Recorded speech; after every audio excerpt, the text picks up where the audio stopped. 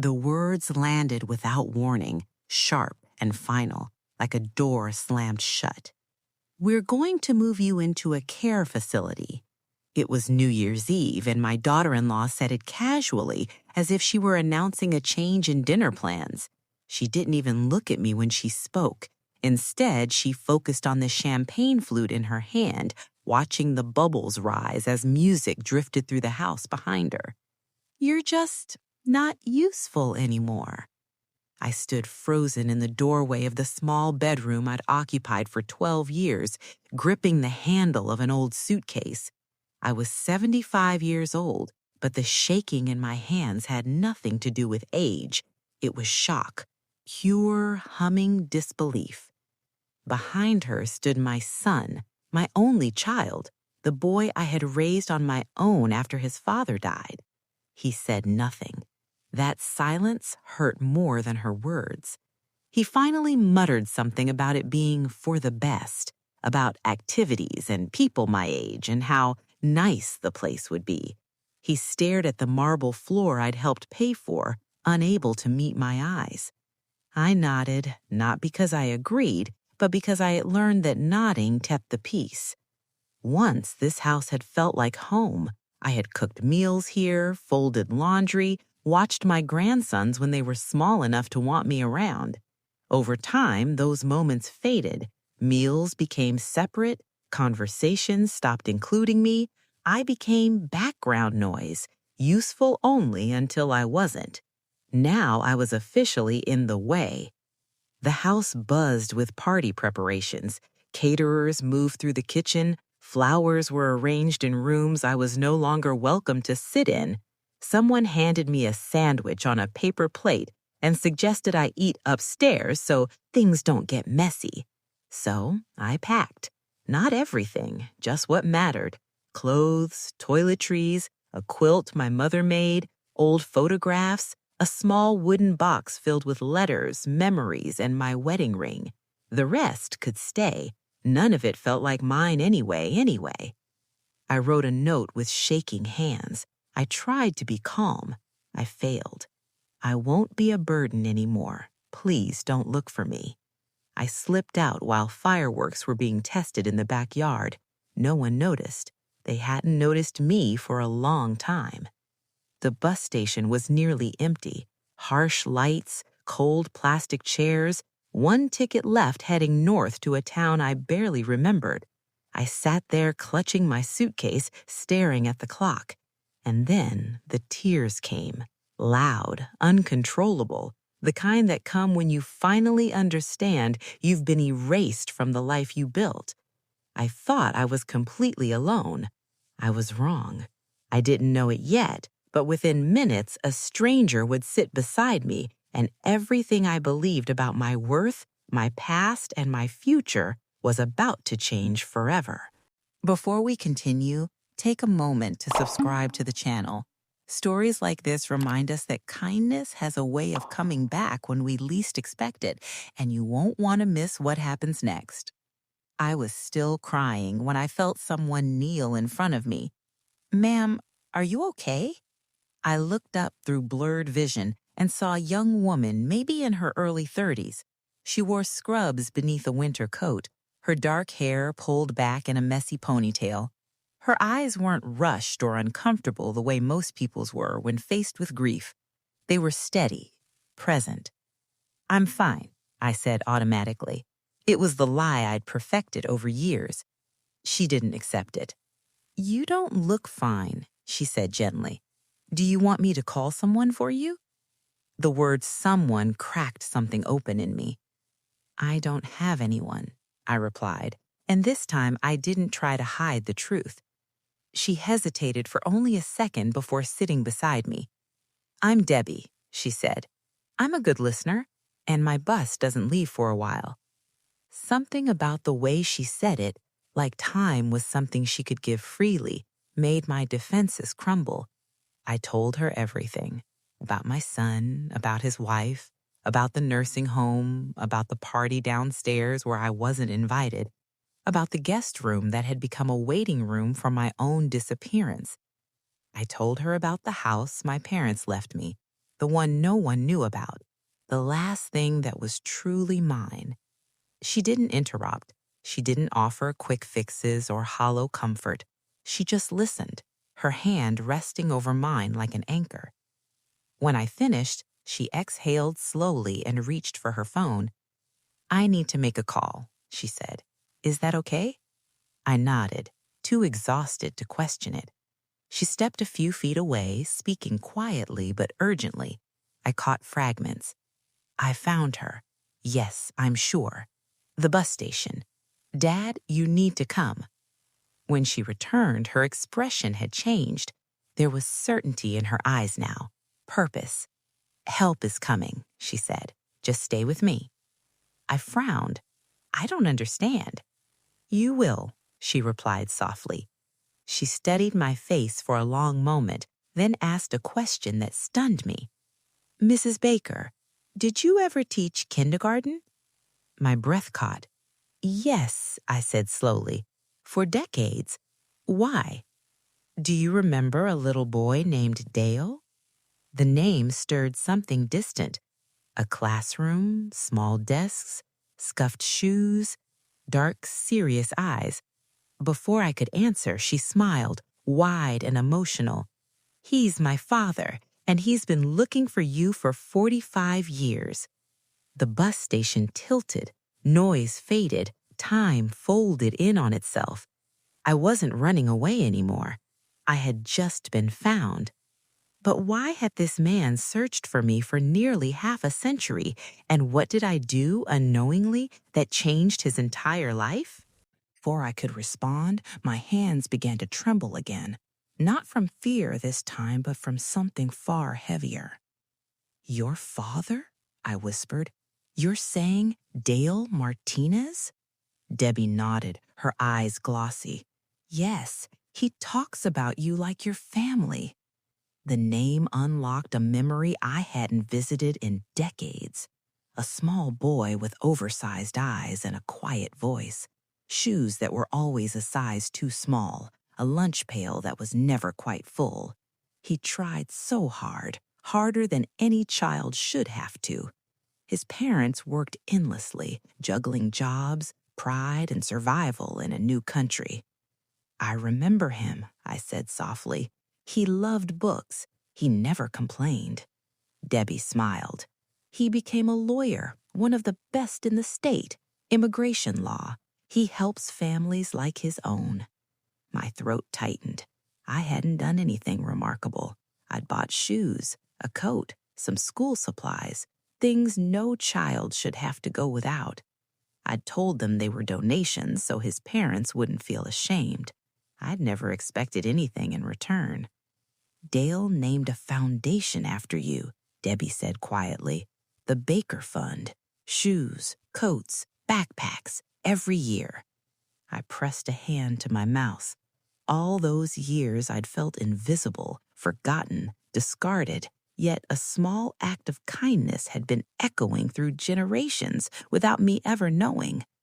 Debbie showed me a photo on her phone, a classroom from long ago, children lined up in rows, and there I was, young and smiling, hands resting on two tiny shoulders. "I recognized you," she said, "from that photo, from the stories. When I saw you crying here, I just knew." My chest ached in a way that hurt and healed all at once. "Dad is furious," Debbie added gently, "about what your family did to you." "Oh, no," I said quickly. "I don't want trouble. I just want peace." "There's a difference between peace and being abandoned," she replied. At that moment, the station doors opened. A man walked in with purpose, tall, composed, wearing a dark coat that spoke of confidence and authority. His eyes scanned the room until they locked onto mine. For a heartbeat, we simply stared. Then he crossed the floor and stopped in front of me. "Mrs. Baker," he said, his voice breaking, "it's really you." I stood without realizing I was standing. "Dale! My goodness, Dale!" He hugged me, carefully, reverently, like I was something precious. "You don't run anymore," he said softly. "Not tonight, not ever again." Question for you. Have you ever helped someone without realizing how deeply it might change their life? Share your thoughts in the comments. I read every one. But Dale wasn't just here to reunite with me. He had plans that would shake my son's world to its core. Dale pulled back just enough to look at me properly, as if committing my face to memory all over again. "I've been searching for you for decades," he said, "and tonight, of all nights, I find you here, trying to disappear because people who should have protected you failed you." Tears slid down my cheeks. "I never meant to be important to anyone," I said. "I just did what needed to be done." "That's exactly why it mattered," he replied. Debbie stood beside us, her hand firm on my arm. "Dad, tell her." Dale inhaled slowly. "Mrs. Baker, what your son and his wife did to you is wrong, morally, and very possibly legally." The word legally made my stomach tighten. "I don't want revenge," I said quickly. "I don't want to hurt anyone. I just want to be left alone." He shook his head, not angry, resolute. "There's a difference between being left alone and being protected. You were threatened with institutionalization without consent. That's serious." I'd never thought of it that way. To me, it was just another decision made about me instead of with me. "You deserve dignity," Dale continued, "and you're not facing this alone." The bus roared into the station outside, my escape route, my quiet ending. Dale glanced at the schedule, then back at me. "You're not getting on that bus." I opened my mouth to protest, but Debbie beat me to it.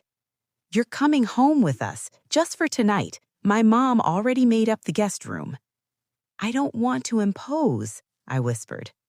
Dale smiled, soft, warm, familiar. "You gave me safety when I was 5 years old. Let me return the favor." For the first time that night, I didn't argue. Question for you. Comment CTA. If you were in my place, would you have gotten on that bus or accepted help from strangers? Tell me in the comments. As we walked out together, I looked back once at the bus station, the place where I thought my life was ending. Instead, it was where it turned. But what happened next, inside Dale's home, would force me to confront a truth I'd been avoiding for years, and my son would soon face consequences he never expected. Before we go on, make sure you're subscribed. What happens next changes everything, and you won't want to miss how this story unfolds from here. Dale's car wasn't what I expected. I had imagined something flashy, the kind of vehicle that announced wealth before the engine even started. Instead, it was a modest sedan, clean and comfortable, with children's toys tucked into the back seat. It felt normal, grounded. Debbie sat beside me, still holding my hand like she was afraid I might vanish if she let go. "My wife is going to cry when she meets you," Dale said as he drove through quiet New Year's Eve streets. "Fair warning." "I don't want to cause trouble," I murmured. "I just wanted peace." "You deserved peace long before tonight," he replied. When we pulled into the driveway, warm light spilled from every window of a 2-story house that looked lived in, not staged, not perfect, but loved. The front door opened before we even reached it. A woman rushed out, silver-haired, wearing an apron dusted with flour. Her eyes filled with tears the moment she saw me. "This must be her," she whispered. She wrapped me in a hug so tight it stole my breath. "Welcome home," she said. No one had said that to me in years. Inside, the house smelled like real food, comfort food. Something simmered on the stove, rich and familiar. Photos covered the walls, birthdays, graduations, messy holidays. Proof of a life where people belonged. Sue guided me to a chair, set a bowl of soup in front of me, and didn't ask if I was hungry. She knew. As I ate, warmth spread through me that had nothing to do with the food. I told them everything, not just about that night, but about the years before it, how I'd slowly been pushed aside, how my presence had become an inconvenience, how I'd learned to stay quiet to keep the peace. Dale's jaw tightened with every word. Sue reached for my hand more than once. And then she said it, I finished, that I was too old to be useful. Silence followed. Dale stood. I need your son's number. Fear rushed through me. Please, I don't want to fight. You're not causing one, he said gently. You're ending one. He made the call later that night. I didn't hear much, only his calm, firm voice stating that I was safe and represented, that any further decisions about my life would go through him. For the first time in years, someone spoke for me without speaking over me. Upstairs, Sue showed me a guest room with fresh sheets and lavender soap, a room prepared for me, not tolerated. As I sat on the bed, suitcase at my feet, I felt something unfamiliar. Relief. I had left one house feeling discarded. I had entered another where I was welcomed without conditions. But morning would bring hard truths, legal battles, and a phone call that would shake my son to his core, because the past had finally caught up with him. I woke up to sunlight. For a moment, I didn't know where I was. The ceiling was unfamiliar. The sheets were soft. There was no tension in the air, no fear of being in someone's way. Then everything came rushing back. The bus station, Debbie, Dale, the house that had opened its doors to me when my own family had shut theirs. A gentle knock came at the door. Mrs. Baker? Sue's voice. Are you awake? She entered with a breakfast tray, coffee, toast, fruit, like it was the most natural thing in the world, like I belonged here.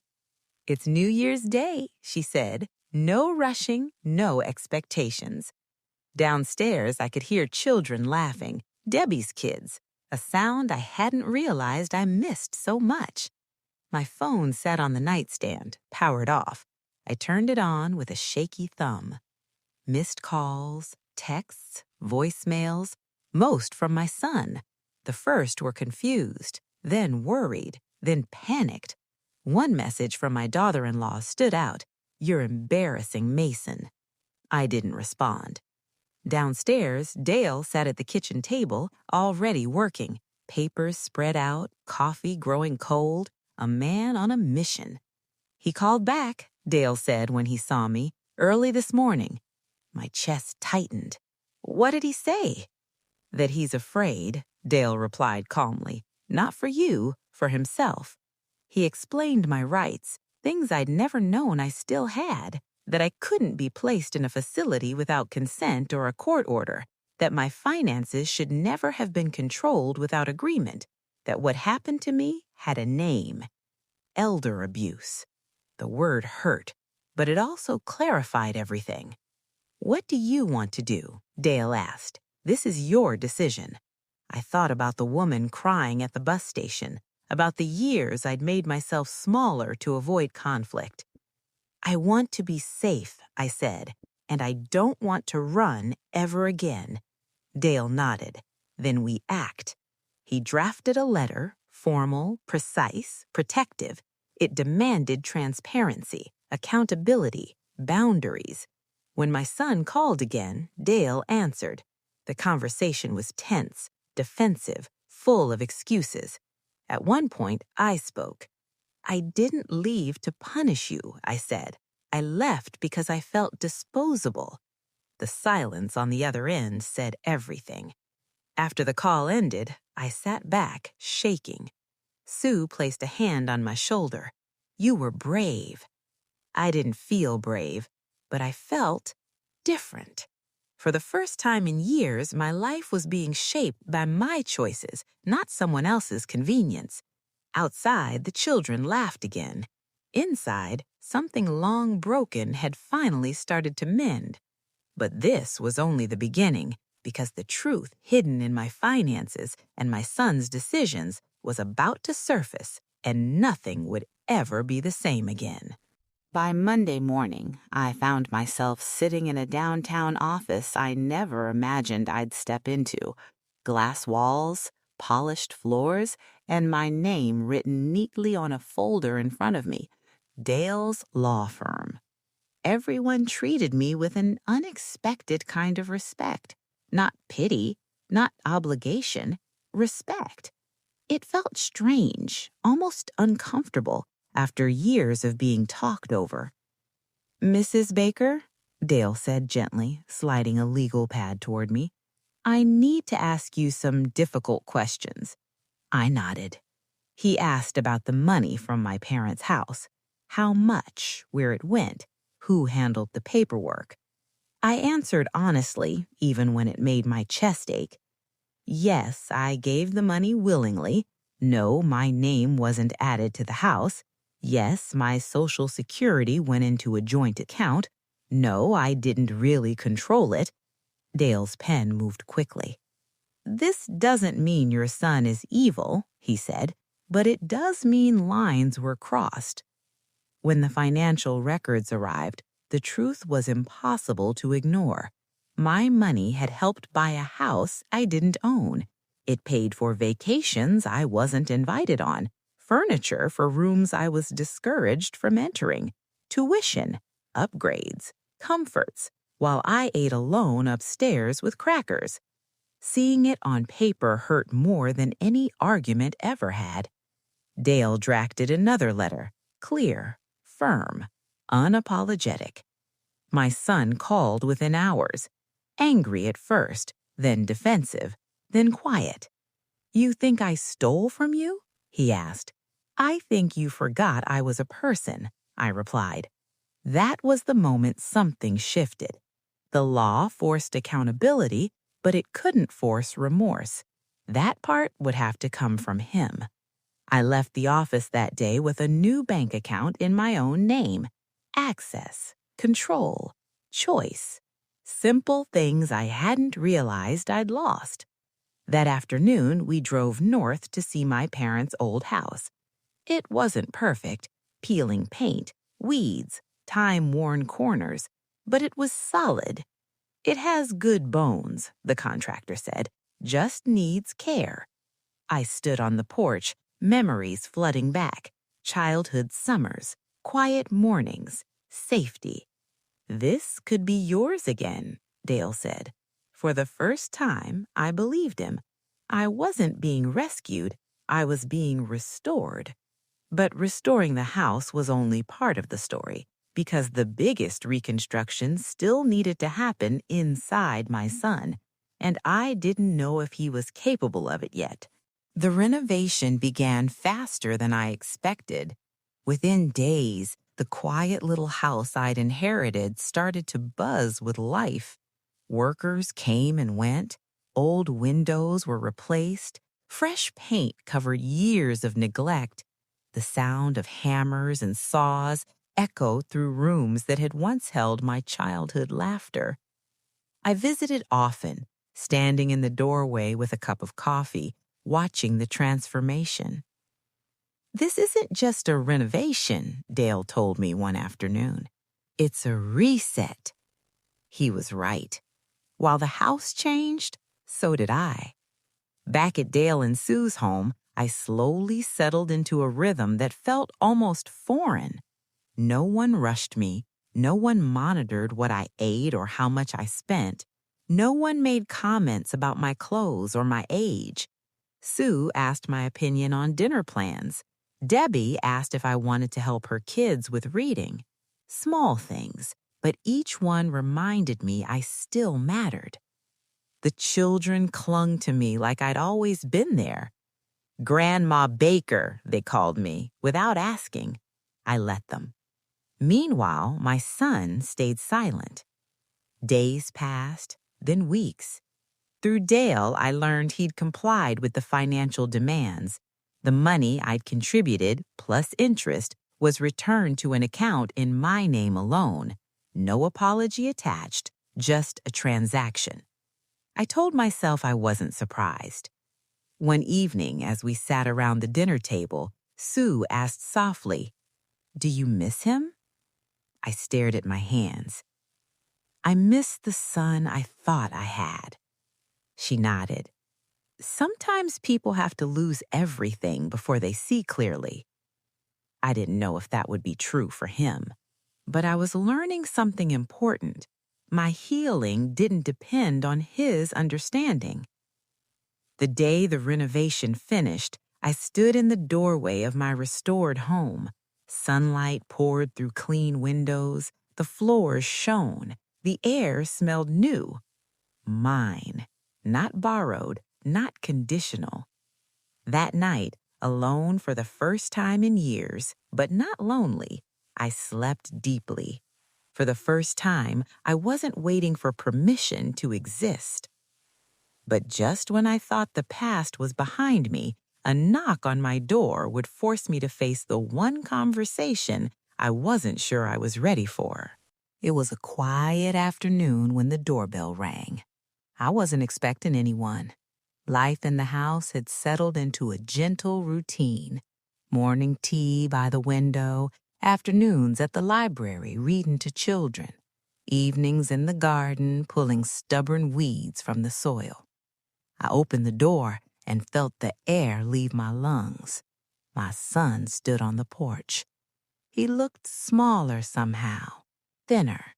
The confidence he once wore like armor was gone, replaced by exhaustion and uncertainty.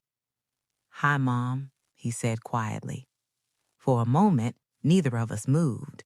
Then I stepped aside. "You should come in." He walked slowly, taking in the house, the new floors, the light, the warmth. His eyes lingered on details, like he was seeing me for the first time. "It looks good," he said. "Really good." "It feels good," I replied. We sat across from each other, a careful distance between us. "I lost everything," he said suddenly. "The house, the marriage. My kids barely talk to me." I listened. I didn't interrupt. He continued, his voice cracking. "They ask why you let me leave." I didn't have an answer. Silence filled the room. Then he spoke the words I'd waited months to hear. "I'm sorry." Not rushed, not defensive, just broken and honest. "I'm sorry I didn't protect you. I'm sorry I let her treat you like that. I'm sorry I made you feel like you had to run." Tears slid down his face. "I forgot who you were," he whispered, "and I'll regret that for the rest of my life." My heart ached, but it didn't cave. "I love you," I said, "but love doesn't mean erasing myself anymore." He nodded. "I know. I'm not asking to fix everything. I just needed you to know I see it now." We sat in silence, the kind that carries truth instead of avoidance. When he stood to leave, he paused at the door. "You deserve this life," he said. After he left, I locked the door and leaned against it, shaken. Forgiveness wasn't a moment, it was a process. But the real question wasn't whether I could forgive my son, it was whether I could finally forgive myself for disappearing for so long. After my son left, the house felt unusually quiet. Not the hollow silence I'd known before, the kind that pressed in on you and reminded you that no one was thinking about you, but a peaceful quiet, the kind that waits, not demands. I made tea and sat by the window, watching the late afternoon light move across the floor I'd chosen, the furniture I'd arranged, the life I was finally shaping for myself. For years, I had believed the problem was my age, that getting older meant shrinking, needing less, wanting less, expecting less. I'd told myself that good mothers stayed quiet, stayed grateful, stayed out of the way. But sitting there, I realized something painful and freeing at the same time. I had helped teach my son how to treat me. Every time I swallowed hurt to keep the peace, every time I said, it's fine, when it wasn't, every time I made myself smaller so others could feel bigger, that realization hurt more than anger ever could. But it also gave me power. Because if I'd learned to disappear, I could learn to exist again. I started small. I joined a local book club, volunteered at the elementary school library twice a week. I laughed more. I spoke up when I had an opinion. I stopped apologizing for taking up time, space, and air. People responded differently than I expected. They listened. They valued me. They didn't see an inconvenience. They saw a woman with stories, experience, and warmth. One afternoon, as I helped a little boy choose a book, he looked up at me and said, "You're really nice." I smiled, my chest tightening. I'd heard those words once before, decades ago, from another child in shoes that didn't quite fit. That night, Dale called. "I just wanted to check in," he said. "How are you holding up?" "I'm learning," I replied. "How to stop vanishing." He chuckled softly. "You were never invisible. You were just surrounded by people who forgot to look." I slept well that night. Not because everything was healed, but because I was healing on my own terms. And just when I thought the hardest lessons were behind me, life surprised me once more, this time with proof that kindness never truly disappears. Spring arrived quietly, almost shyly. One morning, I noticed green shoots pushing through the soil in the garden. By the end of the week, the trees along the street were dotted with pale blossoms. The house felt different in spring, lighter, hopeful, like it was breathing with me. I had begun to feel rooted. Every Tuesday and Thursday, I walked to the local library to read with the children. Word had spread quickly. Parents smiled when they saw me. Teachers lingered to talk. Someone even brought me a homemade pie just because. I wasn't just living here. I belonged. One afternoon, the library director pulled me aside. "You have a gift," she said. "The kids listen to you in a way that's rare." I laughed softly. I've had a lot of practice. Later that day, my phone rang. It was a number I didn't recognize. "Mrs. Baker?" a young man asked. "My name is Luis Martinez. I'm one of the attorneys at Dale's firm." My heart skipped. "Is something wrong?" "Quite the opposite," he said warmly. "Your story has been circulating, quietly, respectfully. You've inspired a scholarship fund we're expanding. Dale wanted you to hear it from us first." I sat down, stunned. "They're calling it the Baker Initiative," he continued. "It will support children in underserved communities. Books, supplies, mentorship. Not charity, opportunity." I ended the call with tears streaming down my face. I had spent years thinking my best days were behind me, but my life, my kindness, was still moving forward, still touching people I'd never meet. That evening, I lit a candle and placed it by the window, not for sadness, for gratitude. For the young teacher I once was, for the scared little boy who never forgot, for the woman I was becoming now. The past had tried to bury me. Instead, it planted me. But even as my new life blossomed, one final choice remained: what kind of relationship, if any, I would allow with the son who once let me disappear. When my son called again, I didn't answer right away. Not because I was afraid, but because I was learning to pause, to check in with myself before responding to anyone else's needs. When I did call him back, my voice was steady. We met for coffee in a small cafe halfway between our homes, neutral ground, no memories clinging to the walls.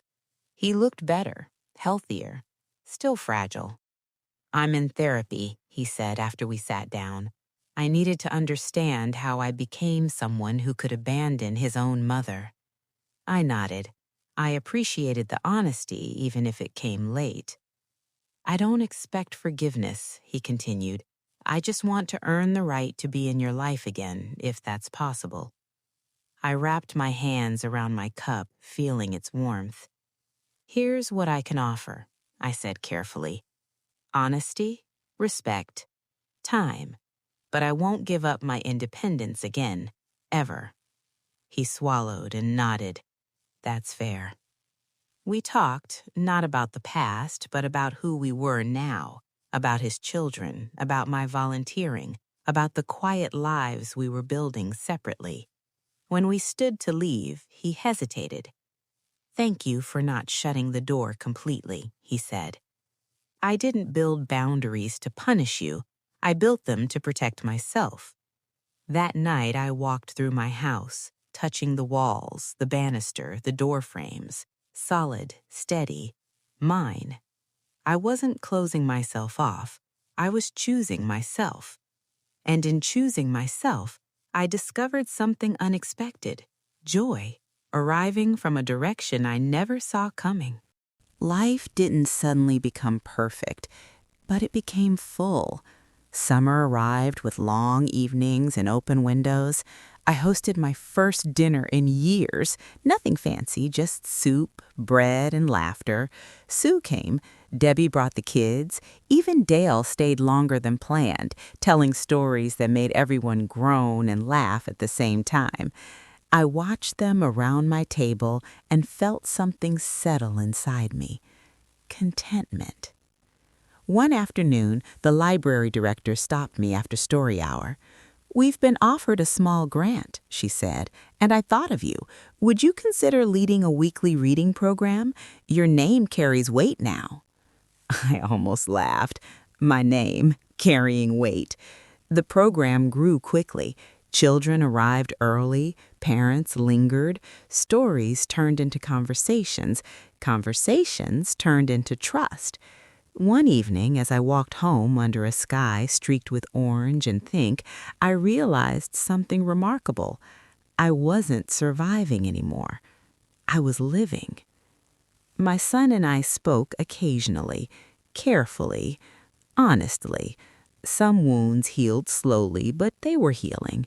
Then, one morning, a letter arrived. Inside was a photograph. A classroom, new desks, bright backpacks, children smiling. On the back, a handwritten note. "Because of you, I believe in my future." I pressed the photo to my chest and cried, not from pain, but from joy so full it spilled over. I had thought my story was ending. It was only changing chapters. And as this chapter closed, one final realization would reshape everything I believed about aging, worth, and the power of staying. On my 76th birthday, I woke up before the sun. The house was quiet, but it wasn't empty. It held warmth, steady, patient, welcoming. I wrapped a cardigan around my shoulders and stepped onto the porch, coffee mug in hand, watching the sky slowly shift from deep blue to soft gold. 1 year ago, I had been sitting in a bus station with a suitcase and a note in my pocket, convinced my life was over, convinced that being old meant being finished, that love was conditional, usefulness temporary, and dignity optional. I breathed in the morning air and let that version of myself go. The phone rang just after sunrise. It was Debbie, singing loudly and terribly, followed by laughter from the kids in the background. Sue arrived an hour later with a cake she insisted on baking herself. Dale came last, holding a small wrapped box and a look in his eyes that said more than words ever could. Inside the box was a framed photograph. It was from the library, me sitting in a tiny chair, children gathered around, all of them listening with complete focus.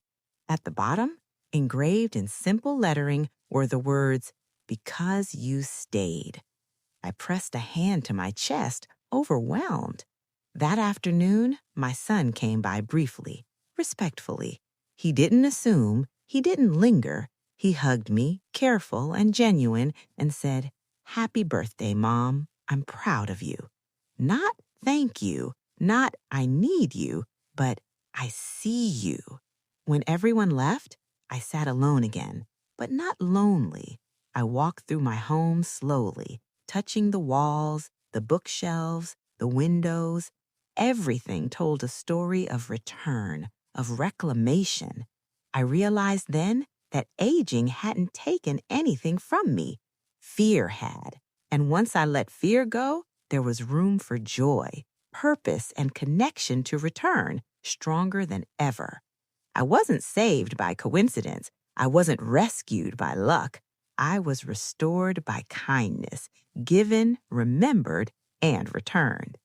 If there's one truth I carry forward, it's this. You don't become invisible with age. You become invisible when you're surrounded by people who refuse to look. And the moment you choose to stay, to speak, to exist, to matter, you don't fade away. You finally arrive. If this story moved you, remember this. Somewhere right now, someone believes their life is over, and they're wrong. Thank you for watching. Subscribe the channel for more heart-touching stories.